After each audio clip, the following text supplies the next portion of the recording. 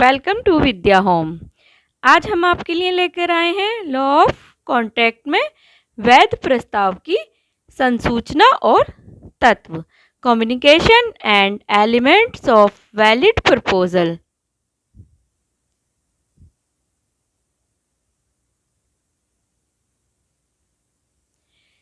संविदा क्या है?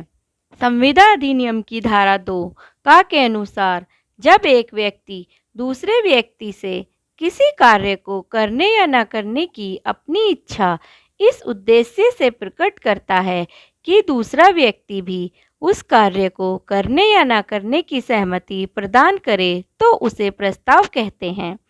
इसलिए कह सकते हैं कि प्रस्ताव एक सशर्त प्रतिज्ञा है। व्यक्ति प्रस्ताव करता है, वह यह प्रतिज्ञा करता है कि यदि उसका प्रस्ताव स्वीकार कर लिया जाए तो वह अपनी प्रतिज्ञा पूरी करेगा, किंतु यदि प्रस्ताव में प्रतिज्ञा पूरी करने की शर्त नहीं है तो वह वैध प्रस्ताव नहीं हो सकता। आइए देखते हैं उदाहरण। बा के सामने मकान को किराए पर 5,000 रुपये प्रति माह देने का प्रस्ताव रखता है। बा उस प्रस्ताव को स्वीकार कर लेता है। इस संविदा में एक प्रस्तावक है जबकि बा एक स्वीकार करता है। आइए देखते हैं उदाहरण नंबर 2। का अपनी पत्नी खा के सामने प्रस्ताव रखता है।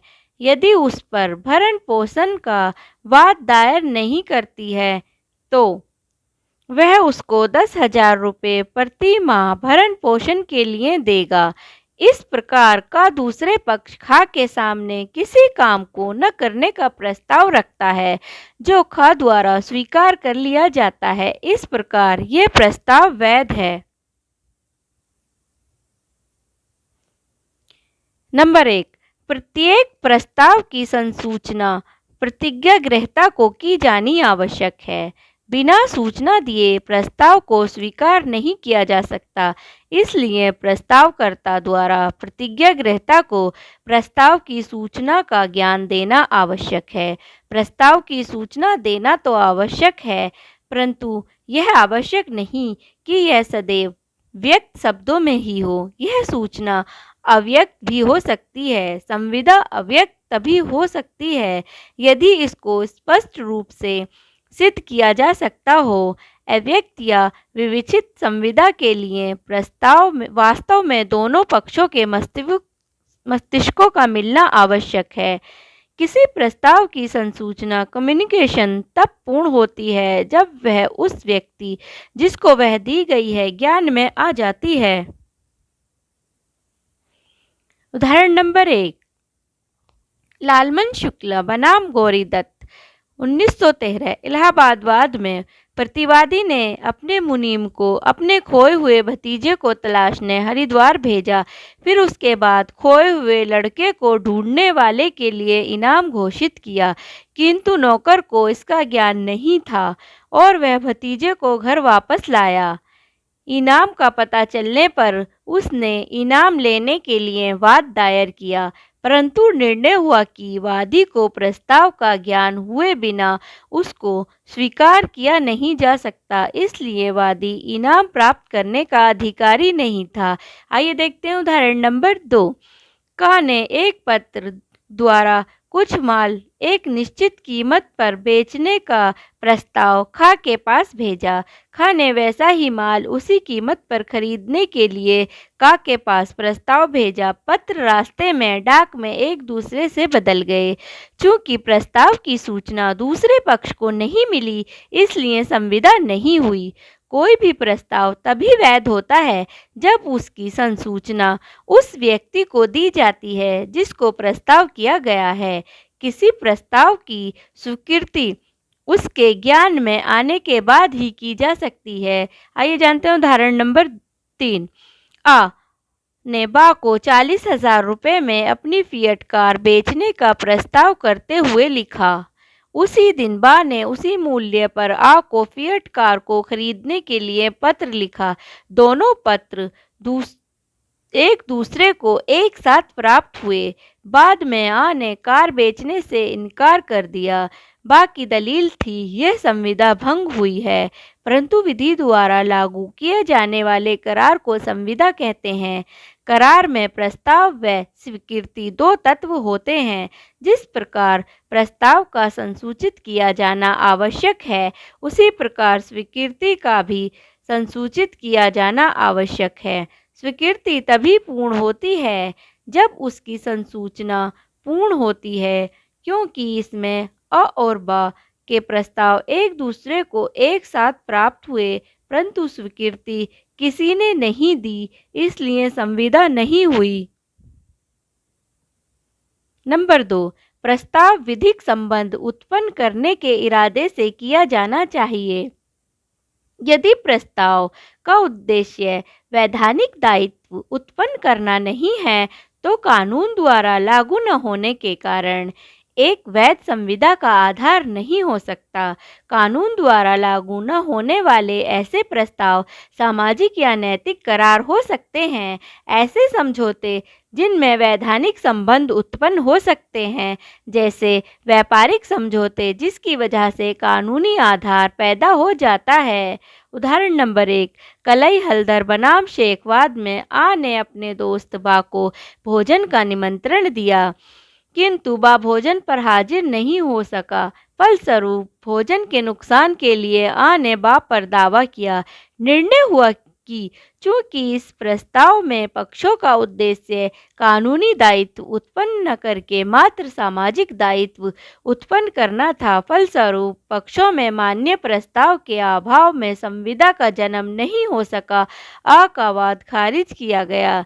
आइए जानते हैं उदाहरण नंबर 2, बल्फर बनाम बल्फर। 1919 वाद में प्रतिवादी शिलोन से इंग्लैंड पत्नी के साथ छुट्टी मनाने गया। कुछ समय बाद पत्नी बीमार हो गई और पति को अकेले ही शिलोन वापस आना पड़ा।